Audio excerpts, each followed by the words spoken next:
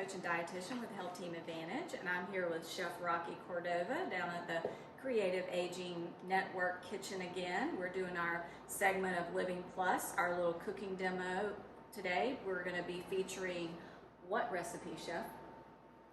Butternut squash soup, my specialty. I love it. Okay, fantastic. Does that also involve some other ingredients like apples and delicious things like that? A lot of times you can keep it really simple and not add all this stuff, but honestly I think it adds a lot of depth of flavor if you add some apples and a little Greek yogurt and some nutmeg, and I think we even have, a little bit of cloves. Okay. Some people don't really like cloves. I think maybe we'll keep that out, but that might be that is in the recipe. Okay, fantastic. And it's also to remember to make sure that you get proper nutrition during and after cancer treatment. Having some healthy recipes in your arsenal is great to have some comforting foods around. So Breast Cancer Awareness Month is October, which is why we're featuring this delicious recipe that Chef Rocky's getting ready to show us how to make. Because it includes some really healthy ingredients that are quick and easy for you to make some good comforting soups that can soothe a sore throat. Or you can mix lots of healthy vegetables in any type of soup, which he's going to show you some how to add in today. Also by using a lower fat protein source, like he mentioned the yogurt, that's a good way to make things more heart healthy, and can also, it's really important sometimes during and after cancer treatment to keep your recipes more heart healthy, even though you're trying to sneak in a few more comforting foods, because you don't want to increase your risk for heart disease or heart related issues after treatment later. So again, butternut squash is one of those foods that are really great, and apples, like he mentioned, you can find at the farmer's market. And those are things that are loaded with not only potassium, vitamin A, vitamin C, those all help your immune system. So we're ready to jump in. You ready, Chef? Yes, and I think the best thing personally for me is that if you look at the ingredients for anything that you buy at a store or even Panera Bread or something like that, it's 30 different ingredients, some you can't pronounce. Here you can see 1, 2, 3, 4, 5, like 8 to 10. And we're gonna make it extra special for you because a lot of people are intimidated by cutting these, and a lot of times some knives, actually like Shun knives, say don't cut hearty vegetables like these with them. A lot of people don't know that, and then they wonder why their blades are chipping on the edge. Okay. So what we did is you can go to Publix and buy 2 bags of this, and actually it actually says on here that you can microwave it too. So you can actually microwave it first to soften it up and then throw it in the oven. I prefer to throw it in the oven. It'll bring out a lot of the natural sugars and caramelization. Okay. When it gets brown, that's good. GBD, golden brown and delicious. Okay, great. So and how those are you? all great tips. Yeah. So how you do this is that you take it in 2 steps, right? First, you take the top from the bottom. Be very careful. You keep your hands away from everything. You just push the top. Wow. You can rock back and forth if you have a really sharp knife and you need a little extra leverage. This knife is great, so I don't really need that extra leverage. Okay. Then you just take care of the top. You just put a little slice, and then you took everything from the top. A little rock action, straight through. Sometimes it feels a little scary, but as long as you push a little bit firm and not hard, it should be fine. And I know that we had discussed this a little bit earlier, but one of your little tips to also soften it up a little bit, like using the microwave for a couple of minutes, do you suggest that as well? Yeah, you could actually put this as a whole in the microwave, but then sometimes if it has bruises, those can actually get really soft, and then when you're cutting through, your blade will like speed through a part. Okay. So I usually just like to do this, just a little bit of pressure on the outside, and this is actually easier than peeling it in my opinion with an actual peeler. See there, you got basically all of it done already. Oh yeah. Great. Just the top here. We have a little seeds on the top, which sometimes happens. We'll just scoop those out with a spoon. Great. Right here. And look at that beautiful color. Wow. I mean, you can just almost see the vitamins and nutrients in this butternut squash. It's so colorful. And, you know, as you're demonstrating this, one of the good things, like you just showed, is sometimes it can get slippery on the cutting board, so just wiping up the juices, having a rag or some cloths around to kind of catch that. I know for me, being shorter in stature, if my cutting area is not low enough, I'm having to reach up higher. And so you mentioning getting a good grip and pushing down is a good tip. Yes, and also the angle sometimes affects the cut a lot too. Okay. If you notice, sometimes people go like this and they saw back and forth. That's when it starts to get dangerous, is because the actual product will stick inside. Okay. The knife will stick inside the product. If you angle it down like this and you just push a little firm, it glides through, and you don't have a lot of the jerky action. Yeah. The less effort, the less motions, the less chances of getting hurt. Very simple. I like that. This is already looking good, and we're only into the first, 2 cuts here, so that's great. So as far as this goes, I would just cut it in half like this. Okay. And then literally just take a spoon, dig it out like that. And sometimes we actually at home like to save these seeds and do like pumpkin seeds and roast these off. And actually that's a lot of fun, because if you look at the ingredients, like I said, in the stores, there's all kinds of ingredients, and here is 2, that and salt, maybe a little oil, so 3. And then, that brings up another good point, as you were mentioning the seeds. Another good substitute is pumpkin. So if you don't have a butternut squash, or you're not a fan, maybe you grow pumpkins this time of year, or you have some left over after, Halloween, or some of your fall decorating. You can easily scoop them out like this and use the seeds and roast them in the oven. You can use them to put in other recipes. They're just great to use as a snack. So yeah, lots of ways you can turn your fall vegetables into other dishes, right? Yeah, and you can see here, I'm just getting rid of the insides right there. It actually is edible, but the texture is not good. Yeah. And literally this and the apple and a little bit of onion, and really that's really all the prep you have. And like I said before, you can drastically cut down your cooking time actually, and your prep time, by buying the pre-cut stuff. That's great. That's great. I don't really see the difference honestly between them. So I would just suggest us to go out and buy this. I think saves a lot of time, and unless you have super sharp knives, which you should, I always preach that. Right. Then you could save for yourself probably about 10 minutes. Yeah, and I like that tip as well, because sometimes we get really busy and we want to eat healthy, but we don't really know how can I save some time in eating healthy and still staying on track. And when the holidays are coming up, or you have people coming over, you got to make more than you typically would. And trying to cut all of these large fall vegetables up can sometimes be time consuming and difficult. So buying the pre-cut is the same food, they just pre-cut it for you and sealed it up to seal in all of the nutrients. So then you don't have to worry about, did I get a bad squash? Did I get a good squash? How do I know which one's right, which one's not? So it's easy to throw it into a recipe like that. So that's a great tip. Yeah, and I've said this before, it's not like we're in a Michelin-star restaurant. You don't even have to really hold, if you don't feel safe. Sometimes people don't feel safe cutting really hard vegetables, hearty, like fibrous. I might even use my other hand, right? Easy. You can even do like this. That's it. And as you're chopping up those vegetables, you're going to put them in the pan with what ingredients to start us getting this soup going? Just a little bit of olive oil and some salt, and that's about it. We're going to throw that in the oven. Okay. Blend that up later. We'll use this just so we don't waste it. Okay. And we'll get on to the onions. All right. Okay, so now we're just going to go through how to cut and peel an apple safely, right?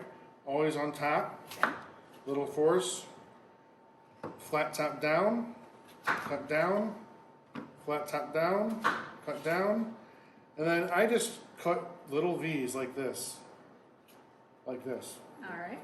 That and that. Awesome. Little V's. Down and down. Great. You usually do it like that, laying down.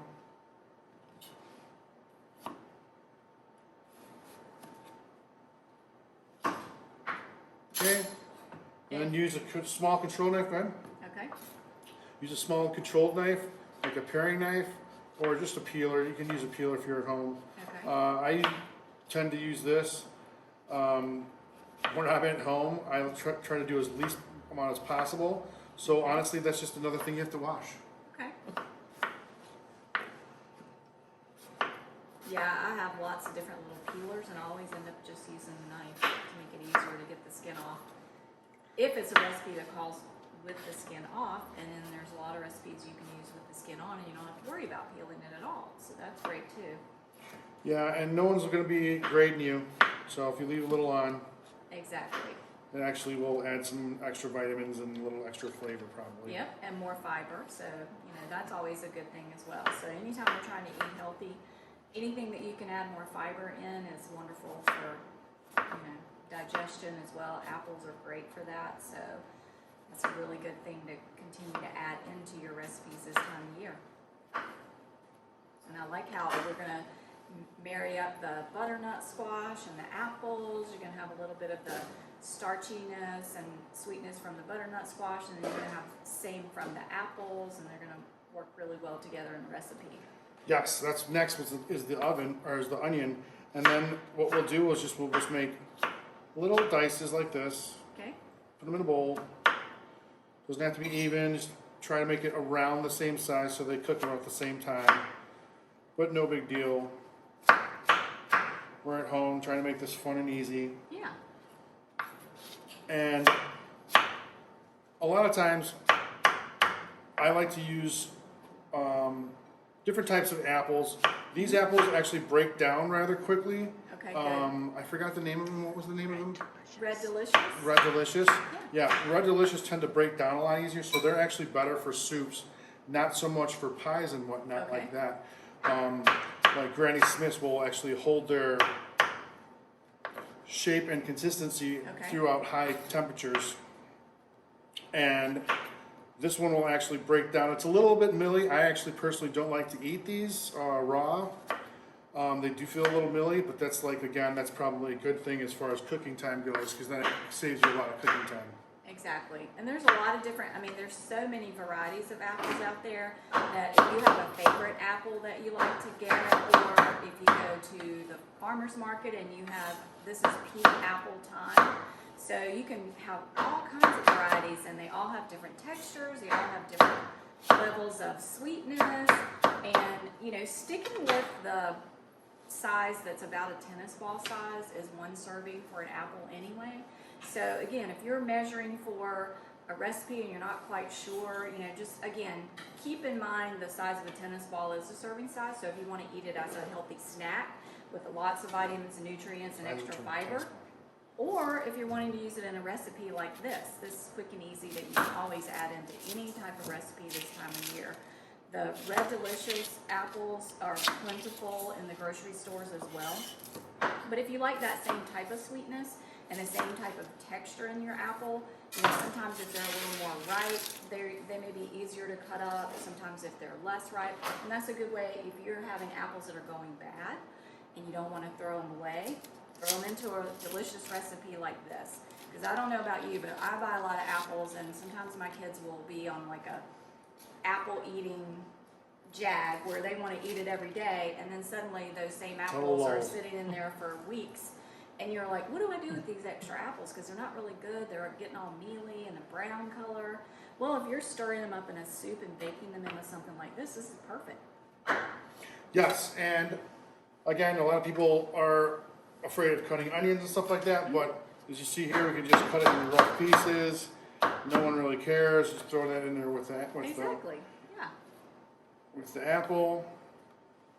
Because again, you're going to blend all of this up anyway after it's done.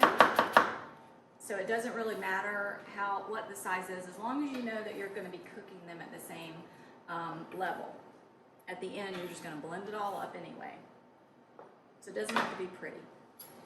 Okay, there you go. And then later on, we'll add our garlic and our Greek yogurt and this isn't completely necessary. I think this will add a little bit of extra sweetness. So if you don't want it so sweet, if you like a more savory soup, you can actually leave this out and add a little bit more butternut squash or like 1 or 2 more onions. Okay. But this is going to be a nice healthy kick for our soup. And then Awesome. a lot of people like different nuts, and this adds a good oil and a good health part of it and texture. So we're going to toast these up a little bit and add a little texture. All right, Rocky, now what are we doing? Okay, Now walk so us through. I just took the onions and the apples, and I'm just going to saute them in a little tiny bit of butter. And if it gets dry, I just have some of the boiling vegetable stock right here, and I'll pour it in there. And you hear that? That's a good thing. We're just softening it up a little bit to blend it up in the soup. And on this side, I'm toasting up some pepitas. You can already see the natural oils coming out. When you see that, I would add a tiny bit of salt. So what happens is the natural oils help the salt stick to the pepitas and give it a little bit of like extra saltiness, and it'll be a really good contrast for a garnish on the soup. And you can also start smelling all these aromas coming together that's going to make this soup so delicious. So you've got the apples, the onions, you've got the vegetable stock over there that you can just simply buy pre-made as well to make it quick and easy. You just pour it right in the pot and start heating it up, just like Chef was showing you. And I put some vegetable stock in here, and now it is boiling, so I don't really need to do the skillet thing anymore. So I'm just going to put it right into boiling vegetable stock. Awesome. Get that going, and it smells so delicious. Check on the squash for a second. How's it looking? Still got about 10 minutes on that, but All right. that's about it. And then we can go ahead and add our ingredients, our Greek yogurt. Okay.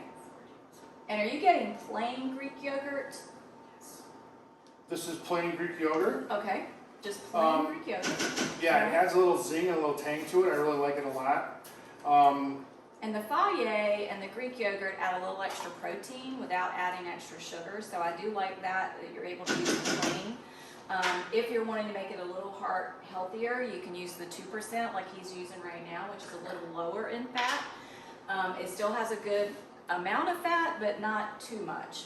Now you're mixing in there garlic. Just throw in some garlic. Okay. A little extra salt. And that garlic is already pre-minced, which is fantastic. I love to keep that in my kitchen as well, so I don't have to constantly try to cut up garlic or making sure that the garlic's ready or not ready. The minced always works great in these type of recipes, so I love that you're demonstrating that.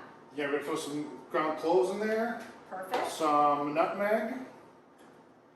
And again, these are all delicious spices that work well with butternut squash, with pumpkin, with any of your pies that you may be thinking about working into making during the holiday season.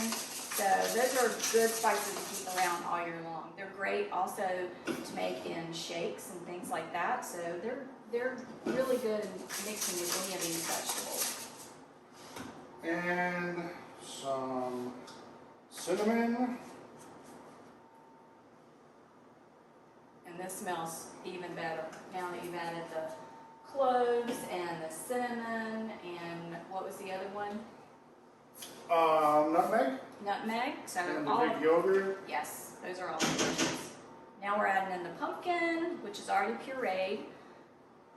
A little puree pumpkin, add a little sweetness and some base to it. Add a little thickener as well. And lots of nutrition. So Oh, very that high. smell now is great. Oh yeah. High in vitamin A, so you're getting lots of beta carotene, lots of immune boosting nutrients in this soup, getting all mixed in here together, which is going to be delicious.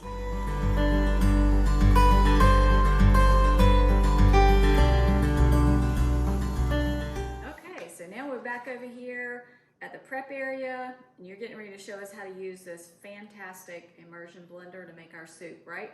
Yes. And this is the immersion blender I recommended earlier. Okay. And we got it at Target for $27. Love it. It has 2 speeds. And I would start on the lowest, just the beginning. See what else you can get. Like, feel around, see if there's anything hard in there. Once in a while, you'll feel a butternut squash that didn't quite cook right, or you didn't cut a part of the apple off right, and it'll skip on it. It looks like we're good, so I'm going to go ahead and kick it up to the number 2. Get in there. It's looking pretty good right now. The smell is, oh, it's so good. Hold an angle, make sure you get everything on the sides. Sometimes you'll see things float and just stop. Go right on top. We're practically done right now. I would say total time after you get used to doing this, I'd say about like your 3rd or 4th time of doing this, you could probably make this start to finish in about 15 to 20 minutes. With the shortcuts, maybe even quicker. Now, I think the recipe is for 4 to 6 people, if I'm not mistaken. And you can see 2 apples, 1 onion, the butternut squash, Okay. and The pumpkin. think, the pumpkin puree, right? Thank you. That made this much. Yeah. I mean, this is probably good at least for 10 people. But as everybody knows, soup usually gets better the next day anyways, so the leftovers will be even better. Once you plate this up and however much you eat, this is something really great to keep it in your refrigerator for a couple of days to eat out of as you feel like it. If you want to freeze it, you can still freeze it and thaw it out and have more later if it makes a good amount and you're maybe making this for one person. It'll last you a while. So that's a great way to use up, some You can. extras. And old school ice trays, every cube is 1 ounce. Awesome. So I like to make sauces, and you can even make. Ooh, look at that! Sorry, Oh I'm my distracted. gosh, it It's so smells good. so good. And So you looks can- beautiful. Yeah, you can do 2 scoops like that, and then don't forget about our toasted pepitas. Yes. You can see some of them are a little brown on there, which is perfect and exactly what we want. Golden brown, delicious. That And looks there you go. wonderful. Wonderful. Now all you need is a hungry person to eat it. Thank you guys for joining us for this Living Plus moment again with this delicious soup recipe that Chef Rocky has made for us today. And if you want to get more information or see more videos like this, go to our webpage at www.healthteamadvantage.com.